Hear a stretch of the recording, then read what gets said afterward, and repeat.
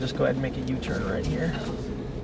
We asked the Michigan State Police to help us design a course to put the drunk driving while texting theory to the test. Behind the wheel, Emily Wilson, a 17-year-old student at Caledonia High School. Do you consider yourself a good driver? Yeah, I do.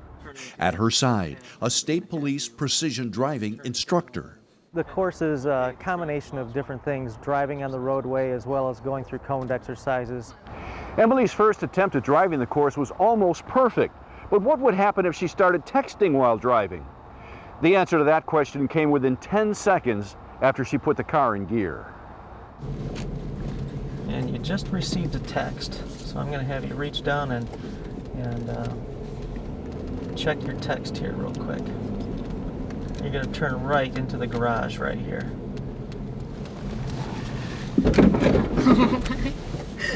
Well, there goes about 4 cones, I think. Luckily, those weren't children standing on the sidewalk there that you just ran over. You were actually doing bona fide texting, weren't you? Yeah. Who were you texting to? My dad. Who just also happens to be the head of the State Police Precision Driving Facility, Lieutenant Keith Wilson. She's not responding to my text messages very quickly. Yeah, she's not used to texting while driving. She's a good girl, right? So she's getting used to it. Negative. The first thing I thought is she better not be very good at this.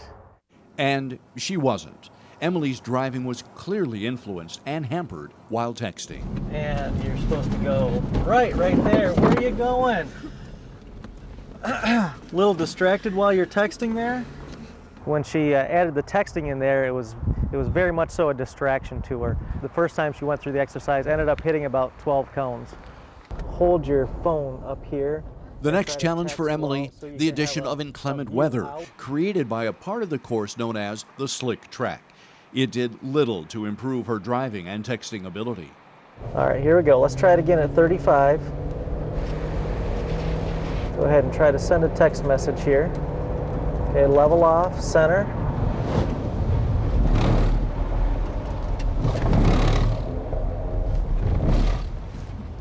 That didn't make much of a difference either, did it? Now, how would Emily perform on this course had she been drinking?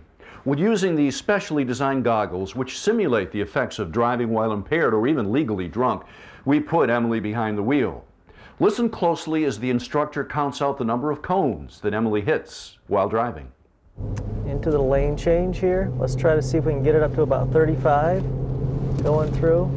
Oops, there's 1, 2, 3. Oh. With both tests complete, the question can now be asked, is texting while driving similar to driving under the influence? Well, I think you hit about as many cones doing that as you did while you were texting. And there is good reason for that. Mike Prince of the State Office of Highway Safety Planning says it's all about science. What happens is it all has to do with the way our brain is designed. But what it's actually happening is cognitively, it is affecting your ability to drive. Your mind is actually somewhere else and not on the task of driving at the time. Did you think that you could text and drive? It sounds easier than it is. And I told her after this is over and she's realized how difficult and hazardous it is, it's her mission to go tell her friends about it.